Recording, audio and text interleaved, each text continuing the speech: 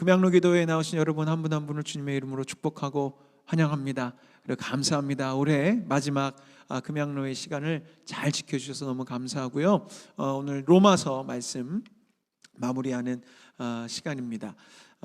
올 한 해 정말 애쓰셨고 내년에도 이 금양로 기도회는 계속해서 진행이 됩니다. 내년에는 기도에 대한 주제들을 가지고 저를 비롯한 우리 목회자들이 계속 말씀을 같이 돌아가면서 나누고 뜨겁게 기도하는 시간이 될 겁니다. 무엇보다도 금양로 기도회는 몇 번이고 말씀드렸지만 기도회입니다. 기도가 핵심입니다. 그래서 우리 주중에 많은 바쁘고 분주한 일들이 있으시겠지만 금양로 주말이 시작되는 이 시간에 여러분 예배당에 나오셔서 각자의 문제와 염려를 위해서도 부르짖어 기도하시고 교회를 위해서도 기도해 주시고 또 이 나라와 민족을 위해서 또 열방을 위해서 우리 마음껏 기도하고 하나님 앞에 올려드리는 시간이 되었으면 좋겠습니다. 결국은 우리의 인생에 하나님의 역사하심을 마주하는 건 결국은 두 가지입니다. 기도와 말씀. 그래서 이 기도의 자리가 앞으로도 더 풍성해질 수 있도록 지금 이 자리를 지키시는 분들 내년에도 금양로를 잘 지켜주시고 또 주변에 기도의 용사들을 계속해서 전도해 주셔서 이 자리가 더욱더 하나님을 향한 우리의 금양로가 가득 채워질 수 있기를 간절히 소망합니다.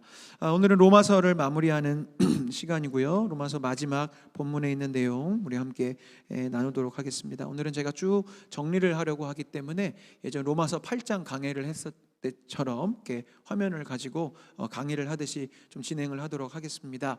로마서 16장 17절에서 27절까지 말씀 앞에 큰 화면에도 보이시고 작은 화면에도 보이실 텐데 저와 성도님들께서 교독하겠습니다. 제가 먼저 읽겠습니다. 형제들아 내가 너희를 권하노니 너희가 배운 교훈을 거슬러 분쟁을 일으키거나 거치게 하는 자들을 살피고 그들에게서 떠나라.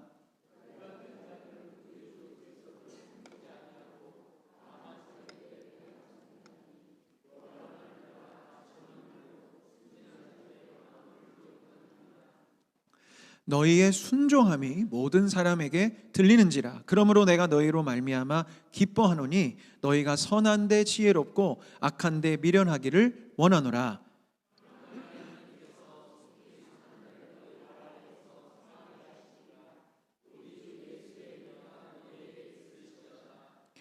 나의 동역자 디모데와 나의 친척 누기오와 야손과 소시바더가 너희에게 문안하느니라.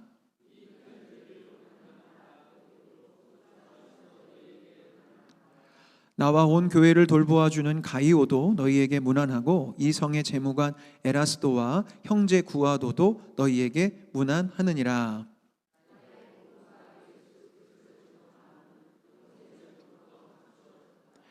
이제는 나타내신 바 되었으며 영원하신 하나님의 명을 따라 선지자들의 글로 말미암아 모든 민족이 믿어 순종하게 하시려고 알게 하신 바 그 신비의 계시를 따라 된 것이니 이 복음으로 너희를 능히 견고하게 하실 지혜로우신 하나님께 예수 그리스도로 말미암아 영광이 세세 무궁하도록 있을지어다. 아멘. 아멘. 드디어 로마서가 마무리되는 시간입니다. 35번째 시간이고요. 굉장히 감격스럽습니다. 제 인생에 있어서 이렇게 모든 성도님들과 함께 로마서를 정리하는 첫 번째 순간입니다. 그 전에는 한번 우리 청년들과 함께 청년들 제 새벽 기도 시간에 40일 동안 이제 이 내용을 다룬 적이 있었는데 새벽의 시간이었기 때문에 제가 이렇게 설교로 깊이 가지 않고 한 5분 10분 정도 이렇게 정리하면서 이제 기도했던 시간들은 있지만 이렇게 하나의 완성된 설교로 로마서 전체를 다룬 것은 너무나 감사하게도 제가 이천만나교회 성도님들과 함께한 올 첫 해에 이 작업을 할 수 있어서 저는 개인적으로 너무나 감사하고 감격적이고요.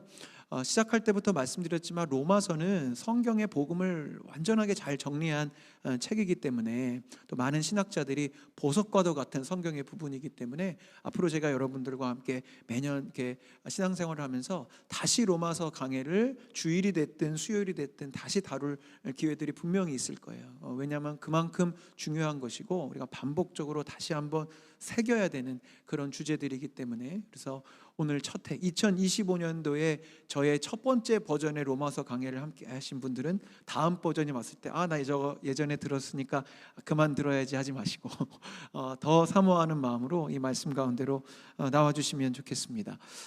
오늘 본문에는 굉장히 유명한 표현이 있죠. 우리 청년분들은 이제 어린 시절에 중고등학교 시절 때 많이 불렀던 로맨 16 19 says. 막 혀가 꼬이네요. 네, 아주 그냥 강한 비트로 로맨 16 막 하면서 막 부르는 찬양이었어요. 그리고 거의 청소년부 수련회, 지금은 거의 안 부르는데요.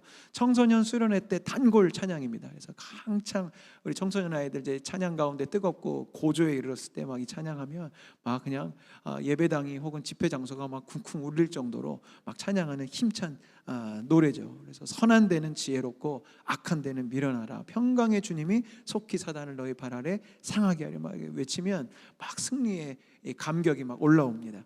그런데 중요한 게 있습니다. 제가 성경에 이렇게 메모를 하면서 성경을 읽는데 이 말씀 옆에 이 로마서 16장 19절 옆에 이렇게 적어놨었어요. 이 말씀은 신나는 노래와 비트가 아니라 우리의 순종으로 완성된다. 선한 데는 지혜롭고 악한 데는 미련하고 평강의 주님께서 우리의 삶 가운데 속히 사단을 상하게 하는 이 놀라운 승리, 우리 모두가 기대하는 거잖아요. 그죠? 우리가 하나님 기뻐하시는 일에는 지혜롭고 하나님께서 슬퍼하시는 일에는 미련해져서 사단을 물리치는 이 평강의 인생, 우리가 꿈꾸고 바라는 그런 모습일 텐데 이 승리하는 인생이 단순히 이 찬양을 막 강력한 비트로 막 부르고 온 동네가 들릴 정도로 막 큰 스피커로 외칠 때 사단이 무너지는 것이 아니고요. 오늘 우리가 계속해서 다룰 순종을 통하여서 이 말씀에 순종하고 말씀 앞에 우리가 믿음으로 반응하기 시작할 때 말씀이 능력되어 사단을 무너뜨리고 우리의 삶 가운데 평강을 주는 줄로 믿습니다. 그래서 오늘 이 본문, 읽었던 본문을 유진 피터슨 목사님이 이렇게 우리가 조금 더 현실적으로 이해할 수 있도록 메시지 성경에서 이렇게 번역하셨어요. 친구 여러분, 마지막으로 조언합니다. 여러분이 배운 가르침 중에서 우리가 지금 34번의 시간을 통해 로마서를 배웠단 말이에요. 우리가 여러분이 배운 가르침 중에서 몇몇 조각들과 단편들을 취해서 그것들을 이용해 문제를 일으키는 자들을 늘 예리한 눈으로 살피십시오. 그런 사람들과는 거리를 두십시오.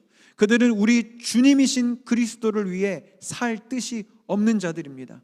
그들은 다만 무언가를 얻어낼 목적으로 이 일에 들어온 것이며 경건하고 달콤한 말로 순진한 사람들을 속여먹는 자들입니다. 이런 문제에 여러분이 정직하다는 사실에 대해서는 의심의 여지가 없지만 내가 얼마나 여러분을 자랑스러워하는지요. 나는 또한 여러분들이 똑똑해져서 좋은 것이라도 그것이 정말로 좋은 것인지 분별해낼 수 있기를 바랍니다. 달콤한 말을 들려주는 악에 대해서는 순진한 사람이 되지 마십시오. 늘 깨어 있으십시오.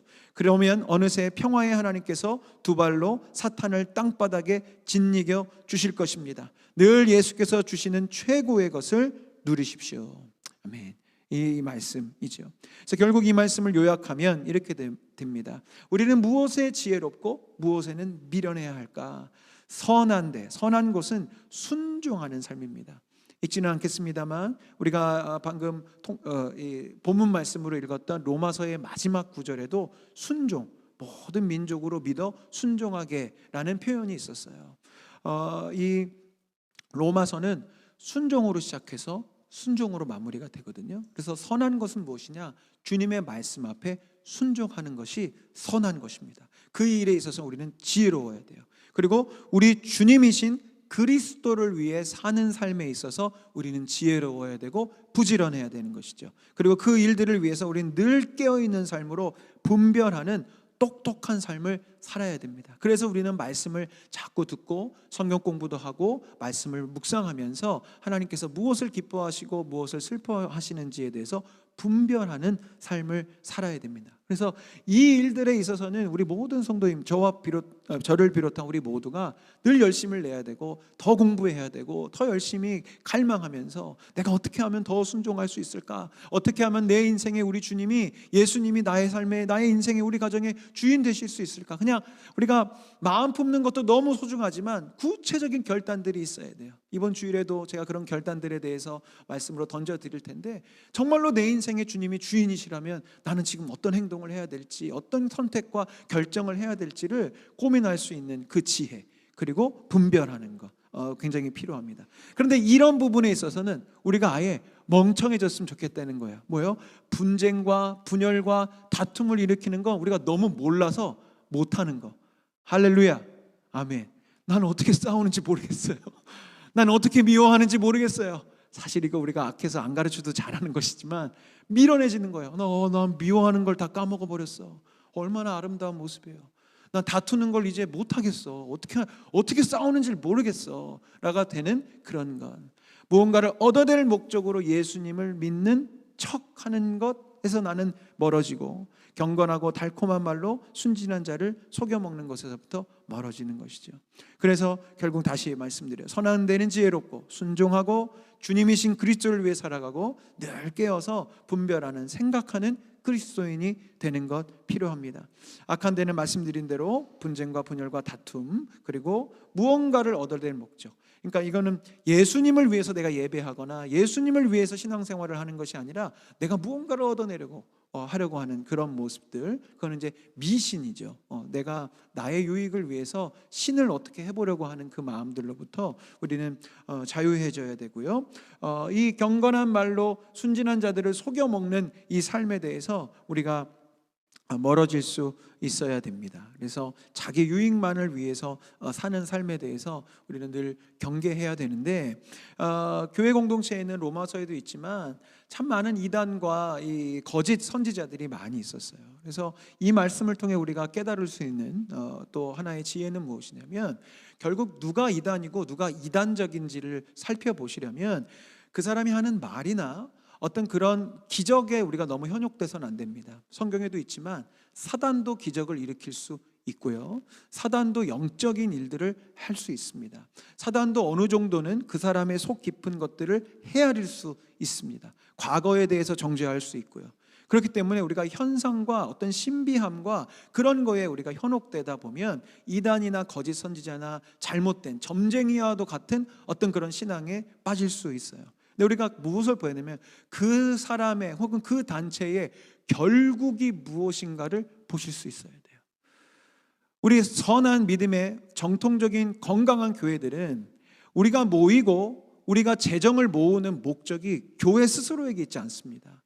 우리 만나교회의 모토이기도 하지만 우리 모든 교회는 모이는 이유는 복음을 가지고 삶의 자리에 흩어지기 위해서 모여서 말씀 듣고 기도하는 거예요. 그렇죠? 우리가 그냥 우리끼리 좋다고 모여서 여기서만 좋으면 그냥 기독교 동아리죠. 예배 취미 생활하는 거예요. 근데 우리는 그렇지 않습니다. 우리는 나를 위해서 우리 공동체를 어떻게 살찌우려고 모이는 것이 아닙니다. 헌금도 마찬가지죠. 저희 당회 구역회 때 헌금 보고 하지만 제가 늘 예민하게 보는 게 우리의 헌금의 비중이 교회 내부적으로 향해 들어 있는 퍼센테이지와 교회 외부적으로 또 다음 세대에게 흘러가는 퍼센트가 어떻게 구별되는지를 늘 보고 있거든요. 왜냐하면 우리는 우리를 위해서 돈을 모으는 공동체가 아닙니다. 우리에게 주신 재정을 가지고, 물론 앞으로의 어떤 일들을 위해서 저축도 하고 적립금을 쌓아놓는 일들도 있습니다만 그거 다 목적이 있는 거죠. 단순히 우리 교회가 돈이 많아져야 되기 때문에 선교하고 나누고 보살피고 베푸는 거는 막 인색하게 어떻게든 돈을 안 써서 막 재정을 모아가지고 우리 교회의 재산을 불리거나 아니면 그걸 통해서 뭔가 이윤을 만들어낸다고 하면 우리는 잘못된 공동체일 거예요. 근데 여러분 잘 보십시오. 지금 대표적인 이단들이요, 얼마나 돈이 많은지 몰라요. 그들은 모든 것이 자기들을 향해 있거든요.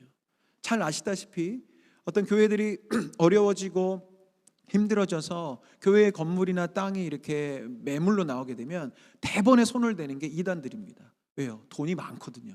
그 돈으로 항상 부동산을 소유하고 어떻게든 자신들의 세력을 불리려고 하죠. 비공식적으로 이 전 세계에서 제일 돈이 많은 단체가 통일교래요. 웬만한 세계 미국에 있는 기업들보다도 정말 많은 돈을 가지고 있다고 분석을 할 수 있을 정도로 그들의 결국이 무엇인지를 우리가 분별하면 무엇이 이단이고 거짓인지를 잘 판단할 수 있습니다. 그런데 한 번 더 말씀드리고 싶어요. 이단과 그런 단체는 이제 우리가 아니니까 그렇게 해서 우리가 분별할 수 있는데, 우리가 늘 말씀 앞에서 깨어 있어야 되는 게 남들만 바라볼 것이 아니라 나 자신을 보실 수 있어야 돼요. 내가 예수님을 믿고 주님을 따른다고 하면서도 만약에 내가 내 교회만 옳다라고 생각한다면 그건 우리가 이단적이 될 수 있어요. 왜? 나를 위해 중심으로 신앙생활을 하는 거기 때문에 그렇습니다. 여러분, 건강한 교회는 모든 교회가 저마다의 역할과 이유가 있는 것입니다. 그래서 저는 단언하며 말씀드릴 수 있어요. 여러분 혹시라도 우리 첫 만나 교회에서 신앙생활 하시는 것이 내가 주님을 바라보고 주님을 따르는데 어려움이 있다면, 물론 많은 심사숙고와 고민과 또 담임자와의 상담은 물론 있으시겠지만, 내가 정말로 이 교회에서 신앙생활하는 게 오히려 하나님을 만나는 게 어려움이 있다면 내가 더 잘 신앙생활할 수 있는 교회로 옮기시는 거 괜찮습니다. 그리고 다른 교회에 있는 분들이 또 그런 갈망과 움직임을 따라 오는 거 괜찮고요. 왜요? 신학적으로나 우리 모든 신앙적으로 주님의 교회, 건강한 교회는 주님 안에 하나의 교회예요. 한 분 대신 예수 그리스도를 믿으면서 저마다의 다양한 모습으로 있는 것이죠. 어떤 교단은 뜨겁게 부르짖는 기도가 있고, 어떤 교단은 냉철하게 말씀을 분석하는 교회가 있어요. 뭐가 옳고 뭐가 그르지 않아요. 뜨겁게 기도하는 것도 좋고 냉철하게 말씀을 공부하는 것도 좋아요. 근데 어떤 사람은 뜨겁게 기도하는 것으로 신앙이 성장하는 분이 있으시겠죠. 그런데 어떤 분은 막 뜨겁게 기도하면 나는 정신만 없고 어려워, 나는 이성적인 사람이기 때문에 말씀을 깊이 배우고 원어를 배워가는 게 난 더 하나님을 만나가는 데 도움이 돼 라고 하면 그렇게 교회를 찾아다니면 되는 거예요. 그러니까 제가 지금 말의 본질을 잘 아시죠. 그러니까 마음 편하게 교회 옮겨 다니시라 이런 얘기가 아니라, 내 교회만 옳다 혹은 그 교회만 옳다라고 하는 것이 오히려 이단적이고, 우리 모두 주님 안에서 다양한 교회들이고 내가 내 신앙의 공동체와 또 성향과 이런 것들 따라서 교회를 우리가 선택하면서 다니는 것이죠. 그렇기 때문에 내 교회만 옳다라고 생각하는 자기 유익만을 위해 살아가는 것에 대해서 우리는 주의해야 되고요. 마찬가지로 내 신앙만 옳고 내 방식만이 옳다라고 하는 것으로부터 또 우리는 자유해야 돼요. 그래서 우리 이 금양로 때 로마서 말씀을 배우신 분들은 조금 더 성숙한 그리스도인이 되셔서, 간혹 우리 신앙생활 하시다면 그런 분들이 계세요. 야, 기도는 무조건 부르짖으며 해야지, 아니면 야, 금식은 꼭 해야 되는 거야, 성경 통독은 반드시 이런 것들, 좋은 거예요. 다 필요하고 좋아요. 통독도 해야 되고 주여 삼창도 필요하고요, 부르짖는 기도도 필요하지요. 그러나 말씀드린 대로 그거는 다양한 방법 중에 하나예요. 어느 누군가는 뜨겁게 부르짖어 기도하는 게 은혜가 되는 사람이 있는 반면에, 어느 누군가는 침묵하며 하나님과 깊이 생각하는 게 더 하나님께로 더 가까이 갈 수 있는 사람이 있는 법이죠. 그러니까 우리가 어떤 한 가지 방법에 대해서 우리가 옳다고 주장하거나 내가 은혜 받은 방식을 누군가에게 강요하려고 하는 것을 우리는 주의해야 합니다. 그래서 악한 것이 무엇인지에 대해 말씀을 드렸습니다. 그래서 오늘의 마지막 시간이기 때문에 우리가 순종해야 될 것, 선한 데는 지혜롭고 악한 데는 미련하기 위해서 다시 한번 로마서의 모든 말씀이 참 귀했지만 이것을 10가지를 제가 나름대로 추려서 이 중요한 부분들을 다시 한번 복습해보고 이 말씀 앞에 우리가 좀 순종하려고 합니다. 첫 번째 우리가 배웠던 건 뭐냐면, 우리의 부르심은 예수 그리스도의 종이고 주님의 사도, 심부름꾼이고 예수님의 것, 예수님의 소유로 부르심을 받았다는 거예요. 제가 말씀드렸다시피 로마서는 순종으로 시작해서 순종으로 끝난다고 말씀드렸죠. 시작 자체가 순종을 선포하면서 시작한 거예요. 예수 그리스도의 종, 예수 그리스도의 노예, 예수 그리스도의 심부름꾼인 나 바울은, 그런데 6절에 가서 너희도 이 말씀을 읽고 있는 로마 교회 성도들, 2000년이 지나 우리 2000만나 교회의 우리 모든 주님의 백성들도 같은 부르심을 갖고 있다는 겁니다. 아멘입니까? 이거는 선택의 문제가 아닙니다. 내가 예수님을 믿어요, 나는 하나님 나라의 천국 백성이 되었어요 라는 것, 이 부르심 앞에 우리가 얼만큼 진지하게 반응하고 있느냐에 대한 문제거든요. 이렇게 쉽게 비유하면 아실 수 있어요. 정체성은 나의 존재가 어떤 역할을 하고 있는지를 묻는 겁니다. 여러분, 여기 소방관이 있어요. 이 사람의 정체성은 뭘까요? 불을 꺼야죠. 근데 소방관이 불을 지르고 다니면 되겠습니까? 네. 너무 말도 안 돼서 아무도 안 웃으시네요. 네. 소방관이 불을 지르고 다니면 되겠어요? 여기 있는 경찰이 도둑을 잡아야지 도둑질을 하며 다니면 되겠냐고요. 오늘 이따가 계속 살펴보겠지만 우리 크리스천의 부르심은 예수 그리스도의 종이라고요. 우리의 삶에서 예수님의 모습이 나타나요. 예수님의 무슨 모습인데요? 뭐 여러 모습 있지만 압축하면 사랑하셨잖아요.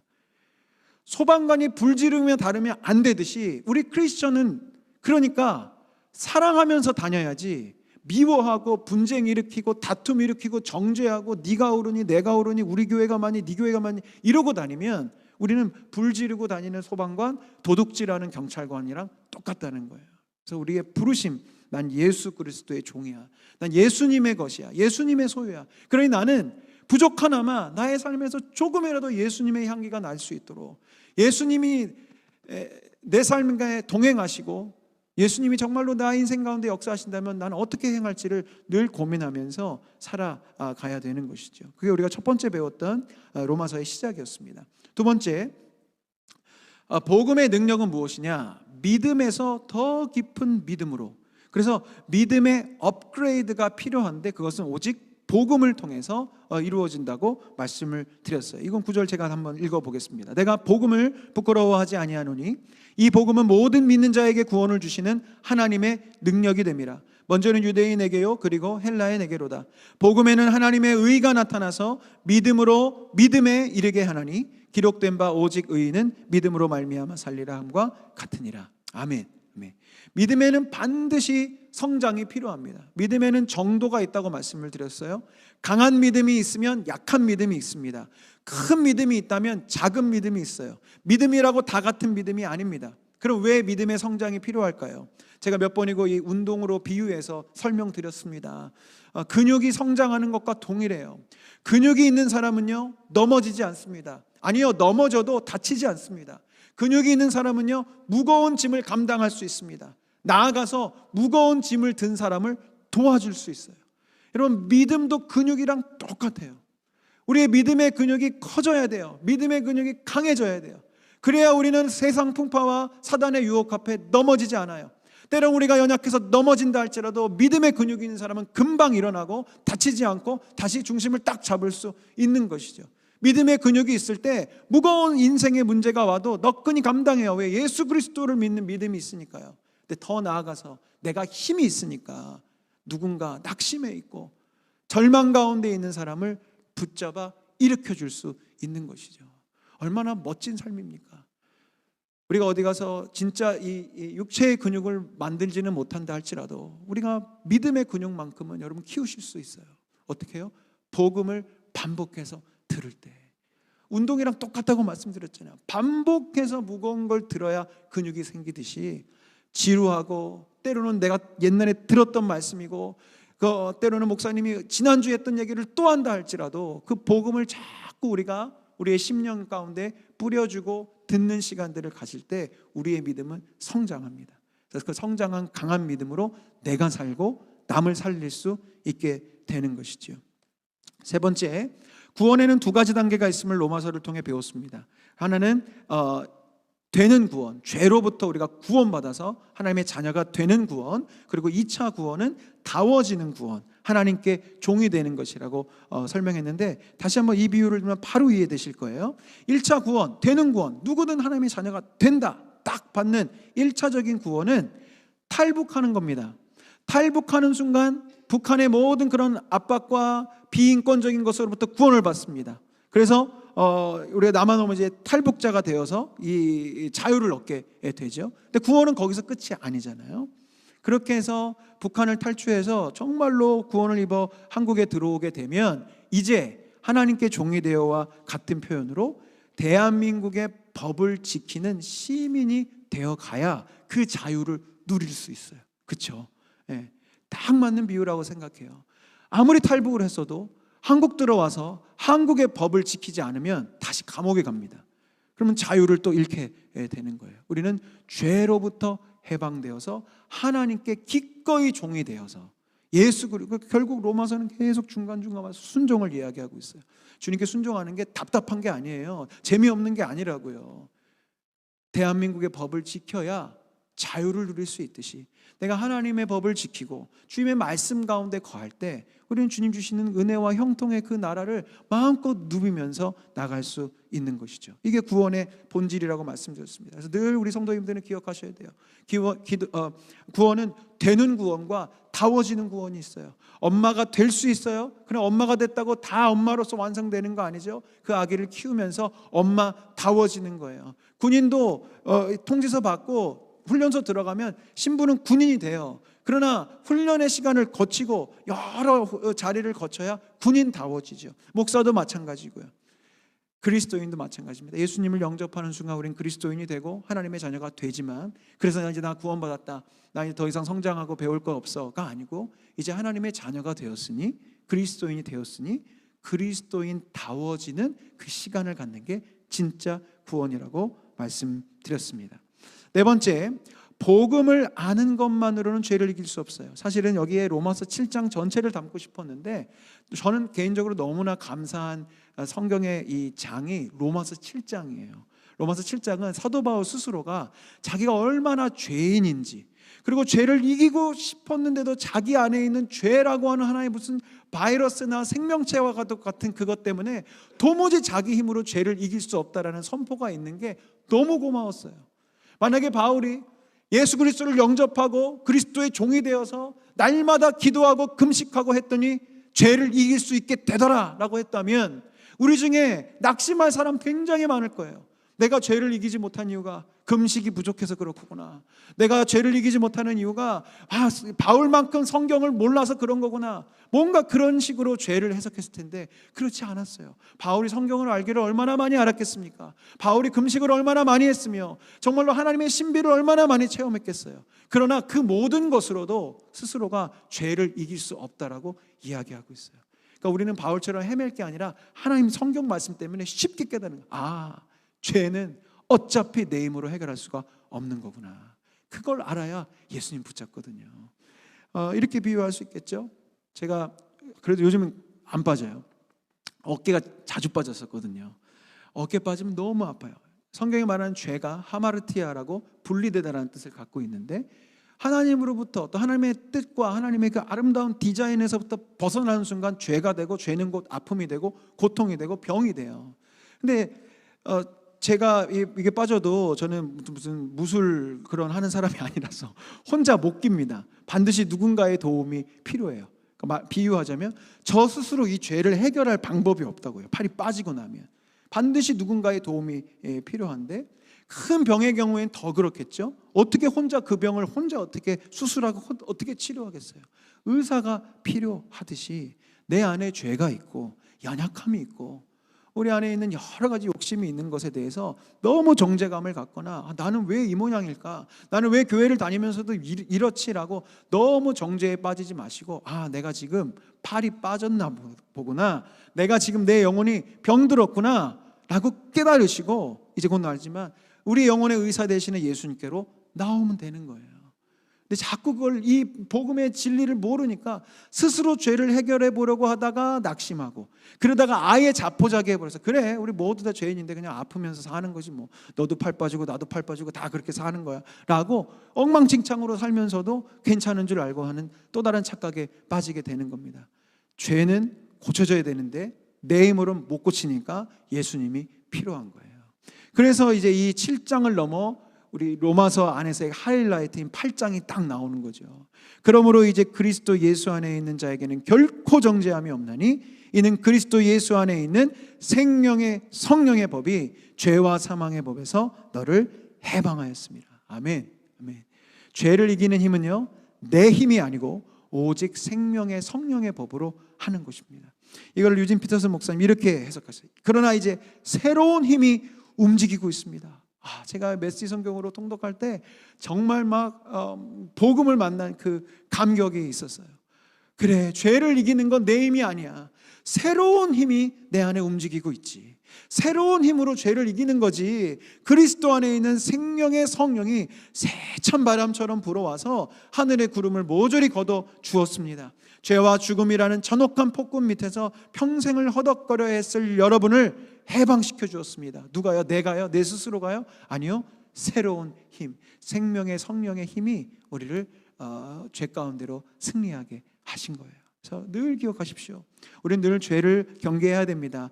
죄를 쉽게 여겨서는 안 됩니다. 왜? 죄는 아픔이거든요. 죄는 고통이고 그거로 인해서 나만 아픈 게 아니라 주변 사람들을 다 힘들게 하고 아프게 할 수 있어요. 그래서 우리는 늘 죄를 조심해야 되고 경계해야 하지만 문제는 죄는 내 힘으로 이길 수 없기 때문에 성령님을 의지하고 성령님의 힘으로 죄를 이길 수 있도록 주님께 자꾸 맡겨드려야 됩니다. 그래서 이 비유 잘 기억하십시오. 이거를 들고 있는 게 의로운 거고 떨어지면 죄인데 율법이나 세상 종교들은 이걸 내 힘으로 들고 있어야 된다고 얘기하거든요. 근데 내 힘으로 어떻게 들고 있습니까? 기네스백에 오를 사람이라도 한 달이라고 버틸 수 있겠어요? 한 달커녕 일주일도 못 버티고 내릴 수밖에 없어요. 내 힘으로 죄를 이기는 건 늘 언제나 시간 제한이 있습니다. 그러니까 우리가 맨날 실수하는 거, 실패감에 빠지는 거예요. 이번엔 다시는 내가 그러지 않을 거야. 다시는 이거 먹지 않을 거야. 다시는 거기 가지 않을 거야. 아무리 해봐야 때 되면 팔 내려가는 거예요. 근데 여기 잘 보이시면 책을 풍선에 묶어놨습니다. 여기에 새로운 힘이 있어요. 하늘을 향해 날아오르는 새로운 힘이 있죠. 이 새로운 힘에 나를 맡기면 내가 들고 있지 않아도 얘는 올라갈 수밖에 없는 것이죠. 바로 이것이 그리스도 예수 안에 있는 성령의 법의 새로운 힘이라는 거예요. 그래서 우리는 자꾸만 나의 연약함을 예수님께 맡겨드리고 나의 어떤 범죄하고자 하는 마음이 막 일렁일 때마다 자꾸 성령님께 맡겨드리면서, 왜? 나는 못 이기니까 그것을 주님께서 통치하실 수 있도록, 그런 미움이 사라질 수 있도록, 그런 정욕이 사라질 수 있도록 자꾸만 주님께 맡겨야 돼요. 그래서 우리가 죄를 그렇게 이기는 것이라 배웠습니다. 6번째, 구원받은 자는 그 구원을 전파하게 되어 있습니다. 사람이 마음으로 믿어 의에 이르고 입으로 신하여 구원에 이르는데 그런즉 그들이 믿지 아니하는 일을 어찌 부르리요? 듣지도 못한 일을 어찌 믿으리요? 전파하는 자가 없이 어찌 들으리요? 이 구절 외에도 로마서 중간중간 전도의 사명에 대해서 이야기하고 있어요. 이 이야기는 제가 여러 자리에서 많이 나눴기 때문에 압축해서 다시 한번 말씀드립니다. 우리를 주님은 증인으로 부르셨고, 증인은 딴 게 아니라 목격자입니다. 목격자는 본게 있는 사람이 목격자예요. 많이 배웠거나 잘생겼거나 언변이 뛰어나거나가 아니라 내가 경험한 게 있으면 목격자가 될 수 있죠. 그래서 우리는 목격자, 증인 되기를 갈망해야 된다고 말씀드렸어요. 왜? 갈망하기 시작할 때 예수님의 이야기가, 예수님의 기적이, 놀라운 기도의 응답이 남 얘기가 아니라 내 얘기가 되기 시작할 거거든요. 그러면 나는 증인이 될 수 있어요. 그래서 우리는 전도는 부담이 아니라 기쁨입니다. 그래서 나는 전도자가 되기를 원해요. 저는 증인 되기를 원해요. 하나님, 더 열심히 기도하십시오. 그래야 사건을 주세요. 하나님의 역사하시는 사건을. 그래서 우리가 주님의 목격자가 되기를 원하고요. 7번째, 구원받은 자는 삶으로 예배합니다. 이 로마서 12장도 참 귀한 로마서의 핵심 요절이죠. 이 부분에 대해서는 제가 주일에 이번 주에 나누려고 하니까 지금은 넘어가고요. 8절 8번째도 마찬가지입니다. 우리가 살아도 주를 위하여 살고 죽어도 주를 위하여 죽나니 그러므로 사나 죽으나 우리가 주의 것이로다. 우리가 순종하고 연결이 되는데, 그리스도인의 삶의 이 목적과 기준은 주님의 영광과 주님의 기쁨을 위해서요. 내 영광, 내 기쁨, 내 만족이 아니라 주님을 위해서, 주인 되시는 나의 왕 되신 예수님, 하나님, 성령님, 삼위일체 하나님께 내 인생을 드리기 시작하는 것이, 그것이 크리스천의 목적이라고 말씀드렸습니다. 그래서 무엇이 성직인지 이번 주일에도 한 번 더 다룰 텐데요. 십자가 메고 목사 클러지 가운 이 셔츠 입고 그런다고 해서 성직자가 되는 것이 아니에요. 아무리 성직자의 옷을 입고 있다고 하더라도 이 단위에 서서 개인적인 돈과 명예와 인기를 위해서 설교를 하거나 사역을 한다면 사람을 속일 수 있을지 몰라도 하나님은 속지 않으십니다. 너는 속물 중에 속물이다. 너는 정말 사꾼이고 내 양떼를 삼키는 이리와도 같구나라고 하실 거예요. 그러나 시장에서 물건을 팔면서도 이 물건을 통해서 이웃을 섬기고자 하는 마음과 내가 좋은 물건을 좋은 가격에 팔아서 그 사람에게도 이익을 주고 나에게도 또 이익이 되는 그런 하나님의 이웃사랑의 마음을 품고 장사를 하신다면 그 일 자체가 주님 보시기에는 성직이 될 수 있는 것이죠. 그래서 항상 껍데기가 중요한 것이 아니라 무엇을 위해서 살아가고 있는지가 더 중요한 것이다 말씀드렸습니다. 9번째, 주님을 기쁘시게 해드리고 사람에게도 칭찬을 받는 삶은 화평의 일과 서로 덕을 세우는 것입니다. 결국은 서로 사랑하는 것이죠. 그래서 너무 단순하지만 자꾸 우리가 잊어버려요. 크리스천이랑 제일 어울리지 않는 게 이런 거예요. 분열과 다툼과 분쟁. 아까도 말씀드렸다시피 소방관이 불 지르면 얼마나 이상하겠어요? 경찰이 도둑질하고 있으면 안 되잖아요. 우리 크리스천은 이러면 안 되는 거예요. 그래서 너무나도 안타깝게도 많은 크리스천 공동체들이, 교회들이 분쟁과 분열과 다툼으로 늘 열심히 해요. 너무나 다행히도 우리 천만나 교회는 그런 열심이 없어서 너무 다행이에요. 근데 엉뚱한 열심을 그렇게 갖는다니까요. 사랑하라고 모인 사람들끼리. 가정은 또 어떤데요? 사랑하려고 만나게 하신 가정 안에서 분열과 분쟁과 다툼이 있잖아요. 이거는 우리가 버려야 되는 삶의 모습이고, 결국 하나님 우리에게 원하시는 건 사랑하고 사랑하는 것. 그것을 우리가 기억해야 됩니다. 마지막입니다. 이 모든 일을 이루시고 가능하게 하는 힘은 내 힘과 의지가 아니라 오직 주님의 사랑으로 감당하는 거예요. 이 말씀 좀 글씨가 작지만 한번 너무 중요한 구절에 한번 같이 읽어볼까요? 시작. 누가 우리를 그리스도의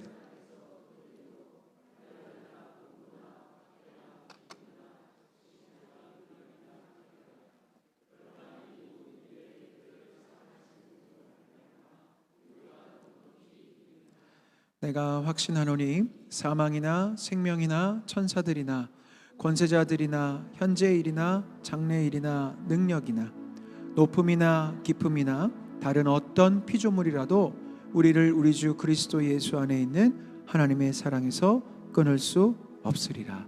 아멘. 로마서가 복음 중에 복음인 이유가 바로 여기 있습니다.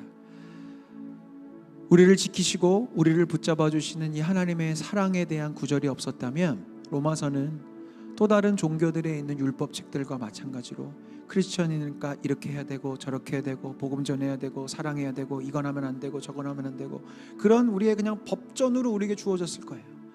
그러나 아까 죄에 대한 부분도 말씀드렸지만 바울은 끊임없이 그런 여러 가지 우리가 지켜야 될 것들을 언급하면서도 하나님의 은혜와 예수 그리스도의 주되심에 대해서 반복적으로 이야기하고 있습니다. 왜요? 이건 결국 내 힘으로는 못하니까요. 내 힘으로 아무리 했어도 우리는 정의로울 수 없습니다. 정의로운 방향을 잡을 수는 있겠지만 우리의 힘으로 정의로울 수는 없어요. 사랑의 방향으로 마음 돌이키는 건 내가 해야 돼요. 미워하지 않고 사랑해봐야지. 그러나 내 힘으로는 죽었다 깨어나도 사랑할 수 없어요. 그래서 우리는 주님의 도우심이 필요한 거예요. 주님의 도우심으로, 주님의 능력으로 우리를 지키시고 우리를 붙잡아 주시는 하나님의 힘으로 우리가 이 모든 것들을 감당하는 것이죠. 우리가 물에 빠져 있을 때 주님이 우리를 건져 주십니다. 나 홀로 절대 그 물 앞에서 나올 수 없어요. 내 힘으로 감당할 수 없어요. 주님이 우리의 손을 붙잡아 주시고요, 붙잡아 주신 그 손을 우리 주님이 놓지 않으십니다.